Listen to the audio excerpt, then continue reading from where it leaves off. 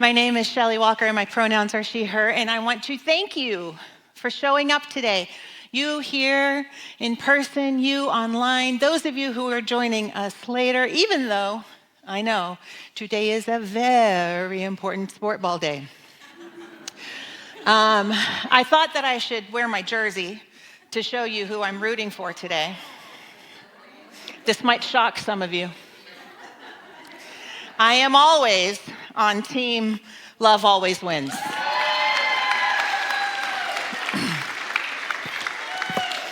If you've been around for a while, then you might have heard me make jokes about not being a sport ball person, but the truth is that I was raised in Texas, where you kind of absorb football and NASCAR with the air that you breathe. So even though I haven't watched a single football game this season, I'm sorry, Brian. This year, I will, of course, be cheering on the Seahawks and explaining to my musical and artsy family exactly why these grown men keep pushing each other down on the ground. That was actually a question from one of my children a few years ago. It's also another very special season, and of course, I'm talking about Girl Scout cookie time. I remember clearly the trauma of being an 8-year-old brownie, dragging my cookies in a little red wagon from door to door. And I was a truly terrible salesperson. First of all, I was terrified of people, so that wasn't a great start. I would stand outside of people's doors. You know those memories you have from when you were a child that just live in you? I have a visceral memory of standing outside a door, desperately saying, okay, God, if this person will just buy a cookie, I'll give you my favorite bear. I don't know what God was going to do with my teddy bear, but I had this idea that there was this magical giver and taker awayer out there, and if I could just figure out the formula of what he needed from me, then I could get something good in return. Anybody else have that magical relationship as a child? Yeah.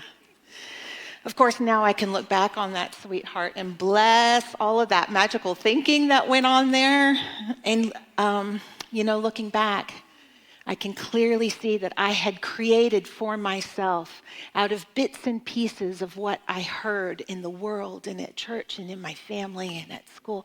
Little bits and pieces, I put together a whole mythology for myself where God was a divine parent out there that needed to be appeased and bargained with, right? And it took me an embarrassingly large number of years to realize that no, actually, God is right here within me, living as love with me and for me.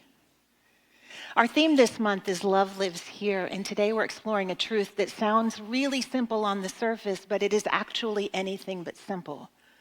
Love is a choice. And you know what? We need to have some real talk today because it's really lovely to say that God is love unless you have stuff about God or stuff about love. So before we spiritualize this too quickly, I want to say that for some of us, choosing love is not always natural. It is not always comfortable, and it is not always something that we feel ready to do. Sometimes choosing love feels like it's asking more of us than what we have to give in that moment. Have you ever been there? Yeah. Because the thing is that for many of us, the word love carries a history, and so does the word God. We love to say God is love. It's a beautiful equation. It's elegant and it's true, but it can also feel incredibly complicated if we haven't yet done some work around it. So today, we're going to do a little bit of work around it. Because if your experience of love was conditional, if love was withdrawn when you disappointed someone, or if love meant silence or endurance or erasure, then God as love doesn't land as comfort, does it? It could be very confusing.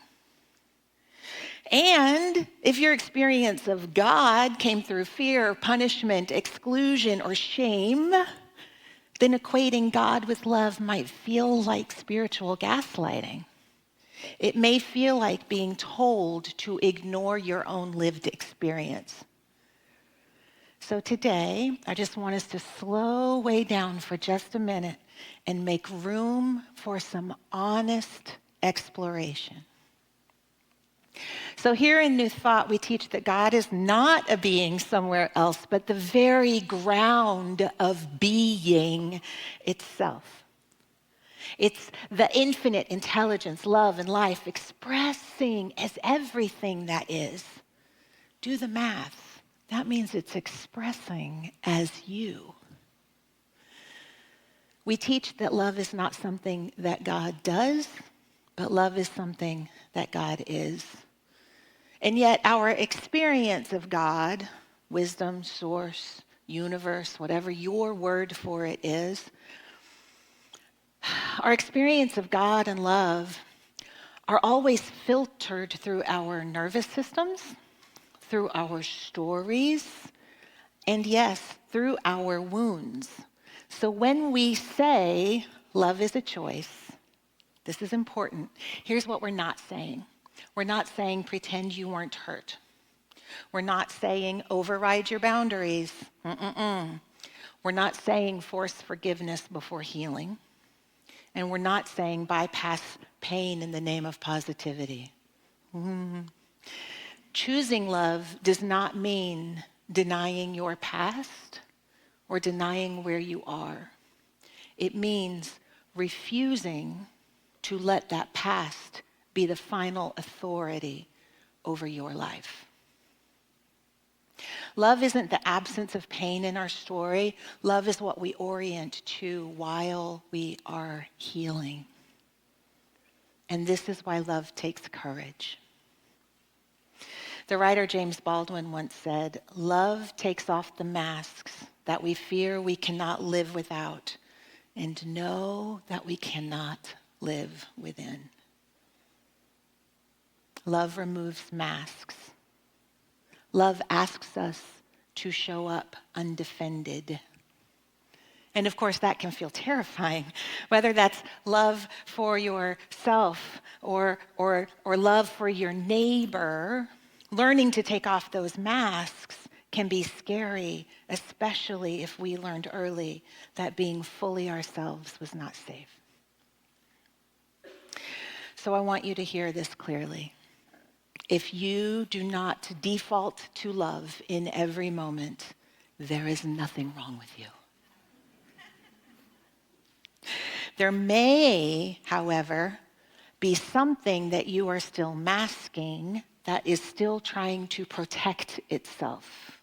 And this is where we are called to ask ourselves if that protection is actually starting to wall us in, if it's keeping us from living our best lives, from being our best selves.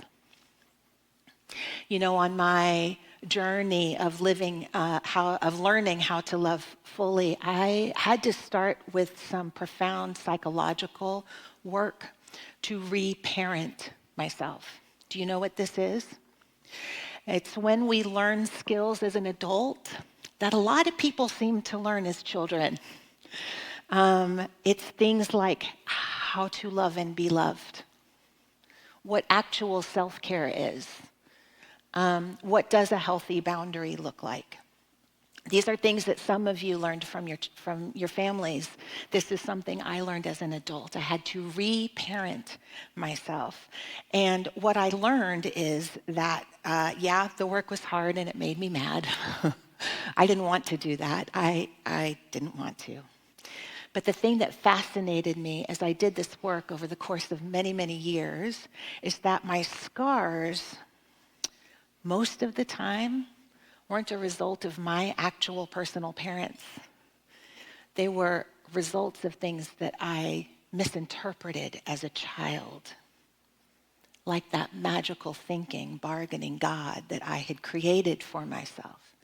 It was just a misinterpretation, that's all. And these were things that I had to relearn. So I learned how to reparent myself. But I want to tell you this. Looking back, I can trace a direct line from every good thing in my life now directly back to this work. I mean a straight line from that healing work to all of the good that I have today. I mean, for goodness sake, just look around you. Over time, you see, over the years, choosing love stopped feeling like effort and it started feeling like alignment. I learned that choosing love, authentic love, unconditional love, that choosing love is actually choosing God. It's choosing grace. It's choosing to be in the flow of life instead of standing at the edge of the flow and wishing that the river would turn towards me. That's the difference that making a personal choice to love made in my life. Now I live in the flow instead of standing beside it.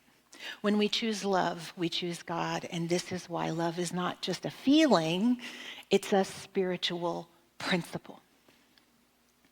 Feelings come and go. Thank goodness. Principles are stable, they are reliable, and they are always available to us. Love, as a principle, is a way of orienting our consciousness. It asks a simple but profound question in every moment. From what place am I choosing to respond? From what place am I choosing to respond? Am I responding from fear? Am I responding from trust? Am I responding from contraction, or am I responding from openness? From my most wounded self or my most remembered self? This is where love becomes practice. The teacher and theologian Bell Hooks names this so clearly when she says, love is an act of will, namely both an intention and an action. It's an act of will. It's an intention married with an action. So love isn't something that we wait to feel. Love is something that we decide to practice. And that decision, that moment right there is what matters the most, not when it's easy, but in those times when it would be more simple to harden or to mask or to turn away. That's when the choice for love makes a real difference for us and for the world. Sometimes what I learned in all of that work to reparent myself, I learned that sometimes love can feel like a threat to our survival when anger has been holding the line. Do you know what I mean by that?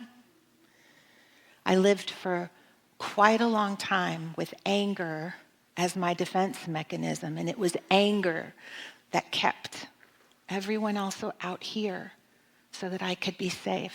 Anger was holding the line.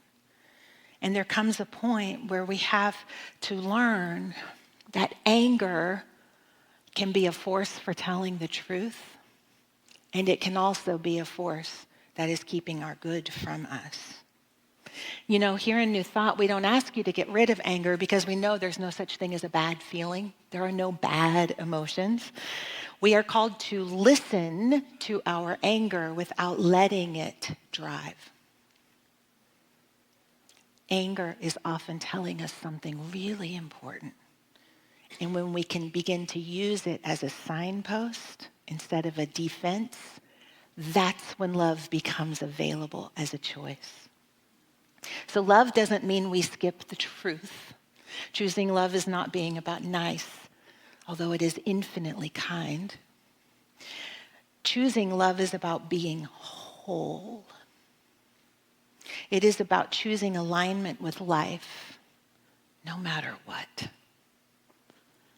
Last week, Reverend Shannon offered us a truth that has stayed with me all week. She said this. She said, this life is love. This life is grace. And we're all going to be okay. I want to say this again, and I want you to really hear me for a minute. Lay down your armor and just listen for a minute. This life is love. This life is grace. And you're going to be okay. We're all going to be okay.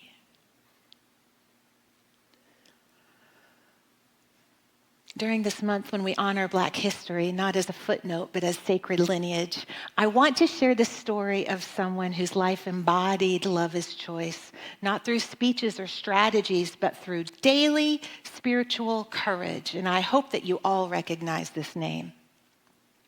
Many of us have heard of Ruby Bridges, but sometimes we forget just how extraordinary she is, not was, is. In 1960, Ruby Bridges was 6 years old when she became the first Black child to integrate into an all-white elementary school in New Orleans. Every morning, she walked into that school escorted by federal marshals. Federal marshals. Look at the courage on that face. Every morning, adults stood outside yelling at her. And for some time, she sat alone in a classroom because white parents refused to let their children attend school with her. Years later, when asked how she got through that time, Ruby said something remarkable. She said that her parents taught her to pray for the people who were yelling at her because those angry adults were living from fear and from hate. And Ruby Bridges' family refused to meet them there.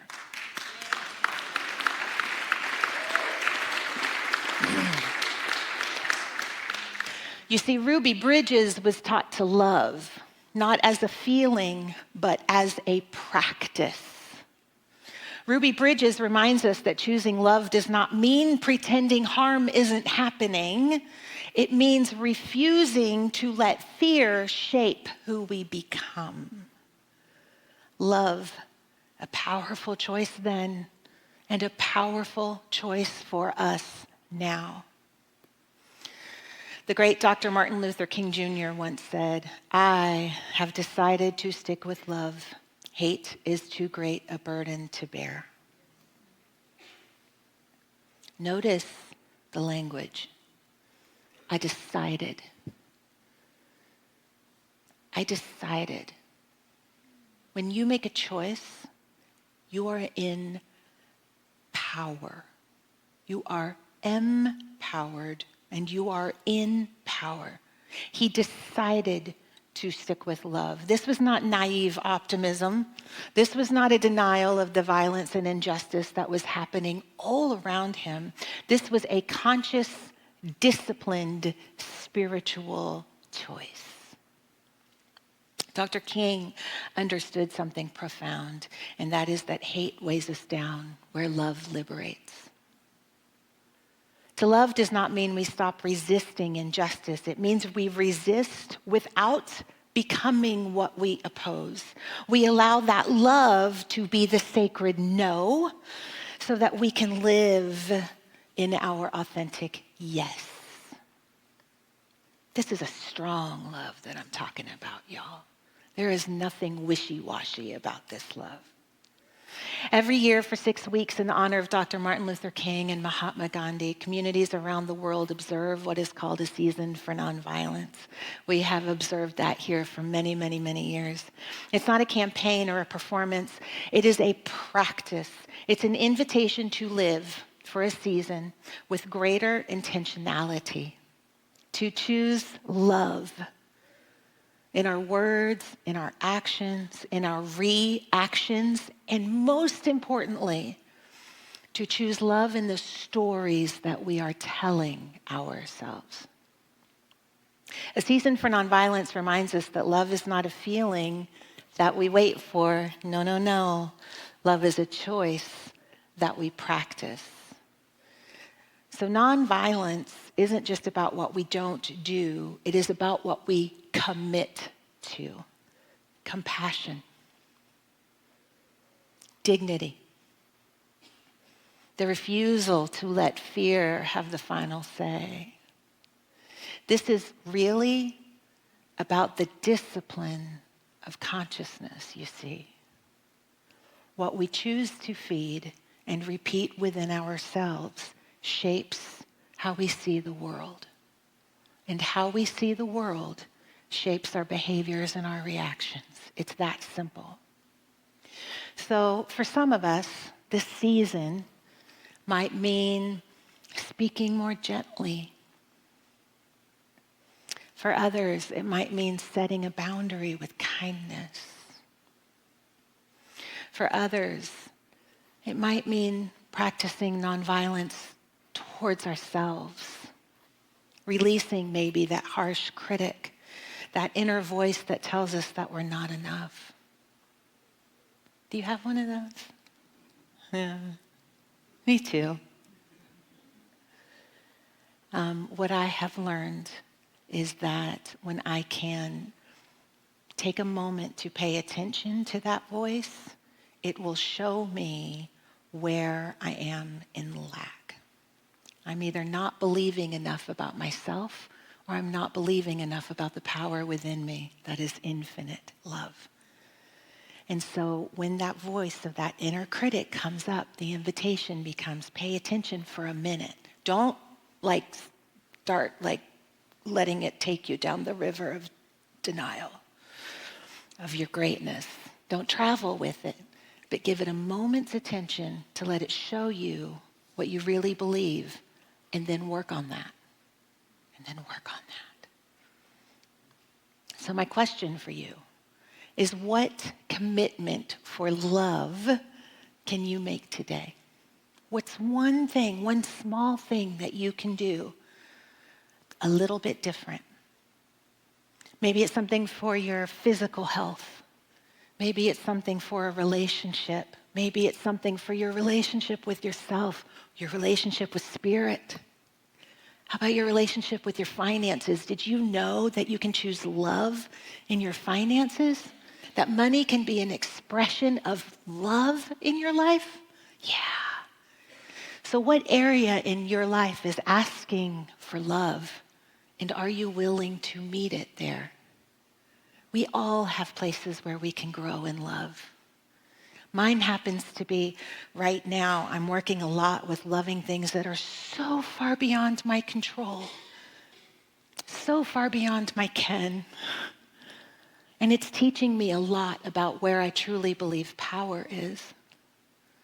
But all of us, even Reverend Shannon, I think, have somewhere where we can express more love. I can't imagine where yours is, but you might. So for me, it's about larger forces out in the world. That's what I'm learning love in right now. What's your arena that you're learning love in, and what can you do differently to do that? This week, I'm going to invite you to notice 3 special moments. 3 special moments. The first is the moment of pause. When something activates you, pause, breathe, and ask, what am I choosing now? What am I choosing right now? I have recently, this is for the last year, I haven't been able to watch the news in longer than 30-second clips. Wish I were kidding, but I'm not. I read the news every day. I have outlets that I know are trustworthy journalists, and I read those every day, but I haven't been able to watch the news for the last year. And recently I've been able to start watching the news again, and I was thinking, and my husband's like, "You're watching the news?" And I realized that what has changed in me, what has allowed me to watch the news again, is that I feel hope in what is happening in our country and in the world. And I had been hopeless for a while. And you know, hopelessness is the same thing as powerlessness. Hopelessness is powerlessness wrapped up as a feeling. And so as I start to watch us become more empowered in ourselves, and as I watch us start to use our voices in ways that matter, I am starting to have hope again, hope for humanity. And I thought, what would be the choice for love here? You know, for a year, the choice for love was for me to not dwell in hopelessness. That was a choice for love. Now the choice for love looks different. Now I can legitimately sit on the blue couch. My couch is teal. It's beautiful. I can legitimately sit on the blue couch and watch the news and pray and know truth. Because I am no longer hopeless, I can align myself with power. And you can't pray hopeless. I mean, maybe Reverend Shannon can, but I can't. I can't. I require a little bit of hope and a little bit of connection in order to pray. So now I can watch the news, and I can pray, and I can choose love, and I can use my voice, and I can march, and I can march with love, and I can pray with love, and I can vote with love, and I can do postcards with love, and I can call my senators with love. I can do it all with love. So, oh, thanks. And so can you. And so can you. So if you are still feeling hopeless, I want to say one word to you. And that word is, okay, it's more than one. I want to say 3 words to you. We've got this. We've got this. And we've got you. We've got you. I know that for some of us, there are other big things happening in our lives. There are things happening in our bodies. There are things happening in our relationships. There are things happening in our finances. And so this message is not just about what's going on out there. This is very personal. We've got you. You are loved, and therefore you can be love.